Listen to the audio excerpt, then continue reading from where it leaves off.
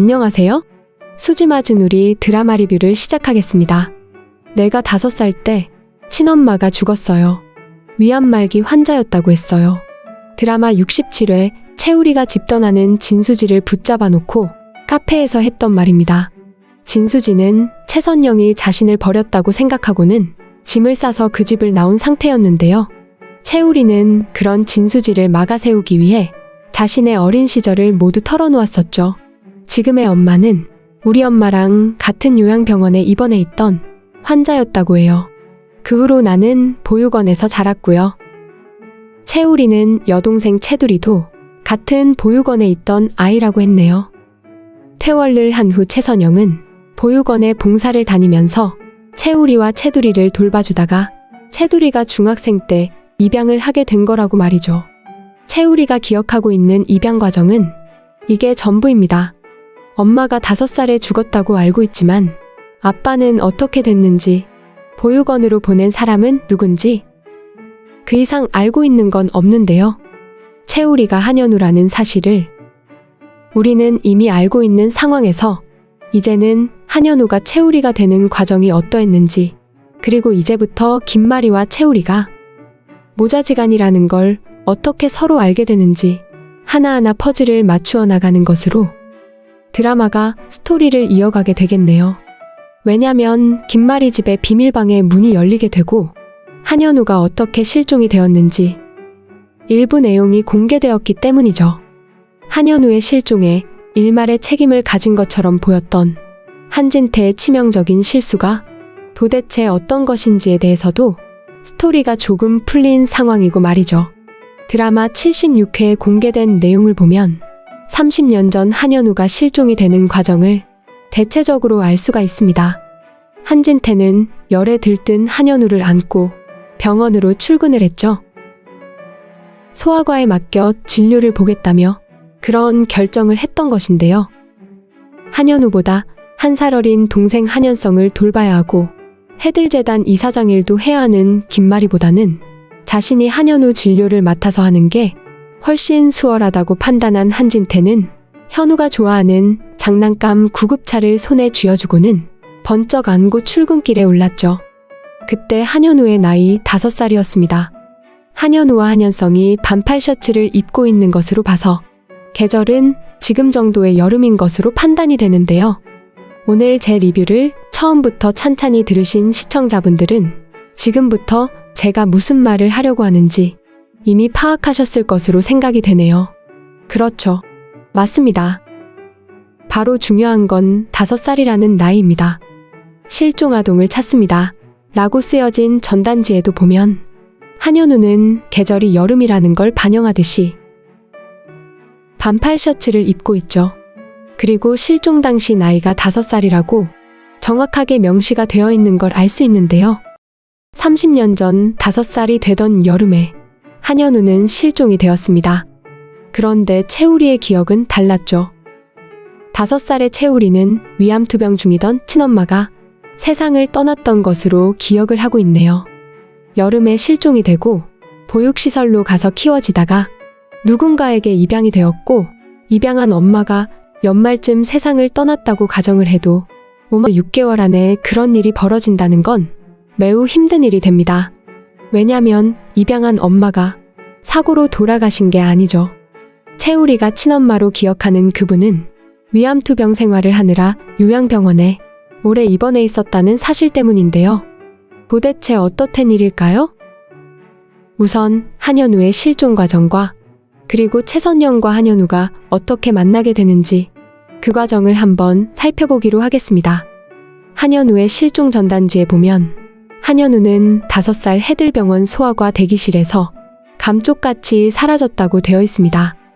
해들병원의 규모로 보면 수많은 사람들이 드나드는 아주 큰 병원인데요.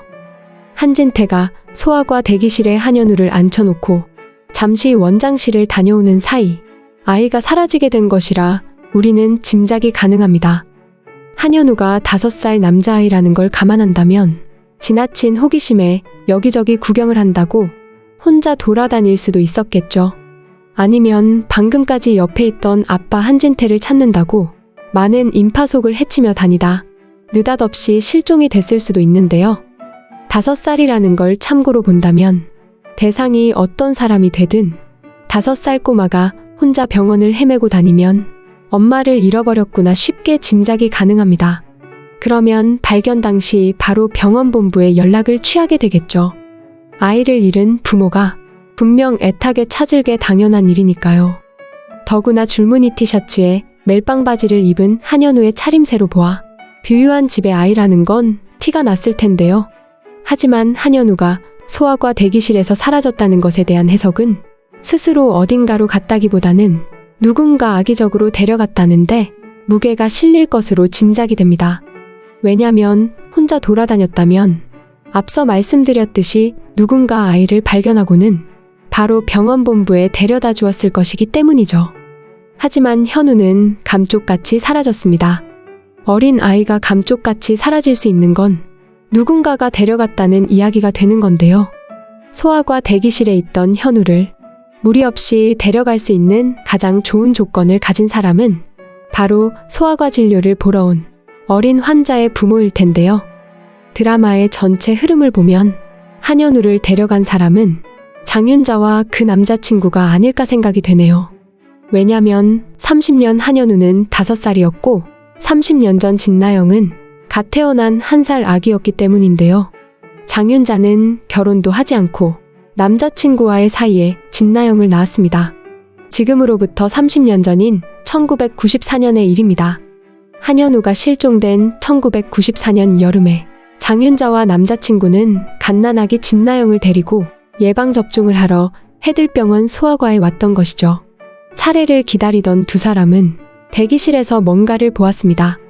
그 병원 원장인 한진태가 아들을 데려와 의사와 간호사에게 진료를 부탁하는 장면이었던 건데요. 의사들과 간호사들이 원장 앞에 인사하는 장면을 보고는 원장이 대단한 사람이구나 느꼈었네요. 경제 능력이 없었던 장윤자와 남자친구는 돈 때문에 진나영의 예방접종도 한참 시기를 놓치고는 급하게 병원으로 왔던 것인데요. 진나영의 친부는 무슨 일이든 해서 아이 분유와 기저귀 값이라도 벌어야 하는 절박한 입장에 처해 있었습니다. 물론 처음부터 의도는 없었겠지만 진나영 친부는 한진태가 대기실에 한현우 혼자만 남겨놓고 가버리자 범죄를 결심하게 된 건데요. 그래서 아이를 꼬드겨 손을 잡고 대기실을 벗어나기에 이릅니다.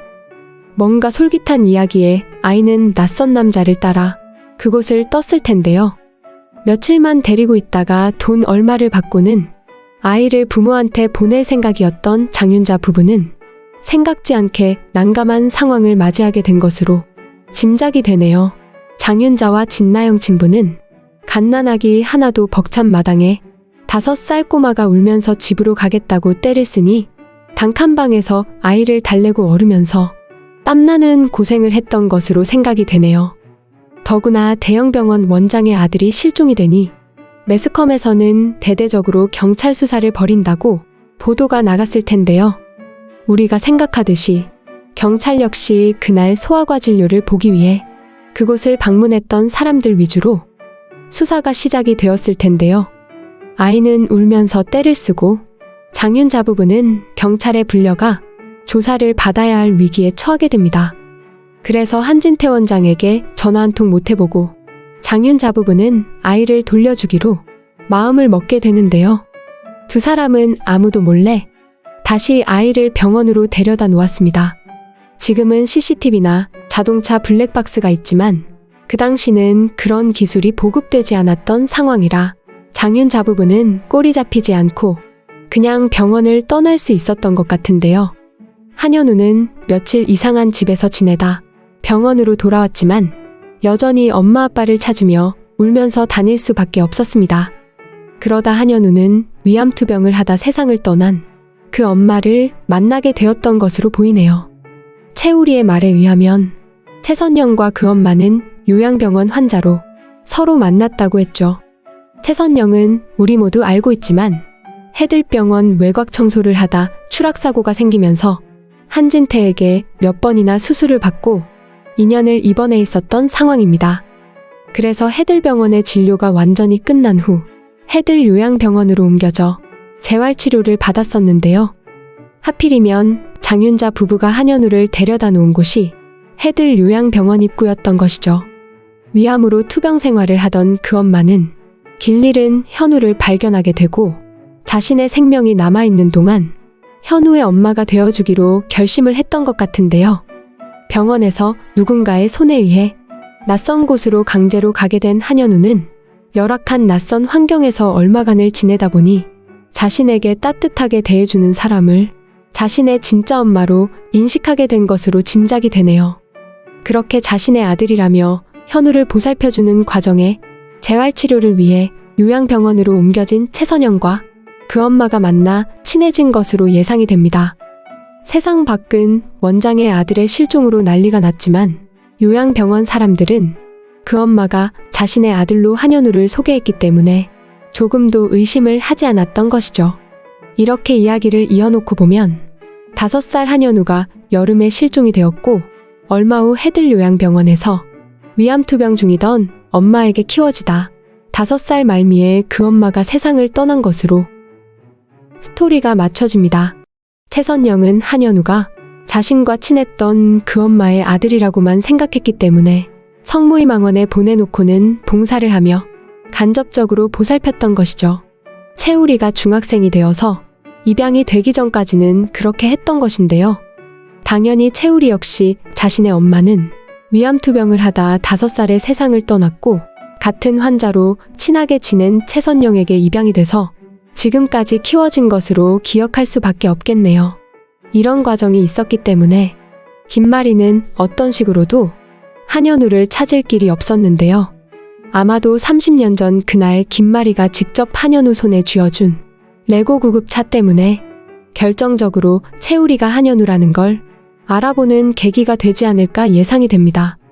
채우리가 한현우라는 게 밝혀지면 진수지와의 사랑도 결실을 맺게 되는 것인데요. 아닌 척 몰래 숨어서 펑펑 우는 가슴 아픈 두 사람의 눈물이 이제 더 이상을 필요가 없겠네요. 빨리 채우리가 한현우라는 사실이 밝혀지기를 기대하겠습니다. 오늘 수지 맞은 우리 드라마 리뷰는 여기까지입니다. 재미있으셨다면 좋아요와 한 줄의 댓글 꼭 부탁드립니다. 감사합니다.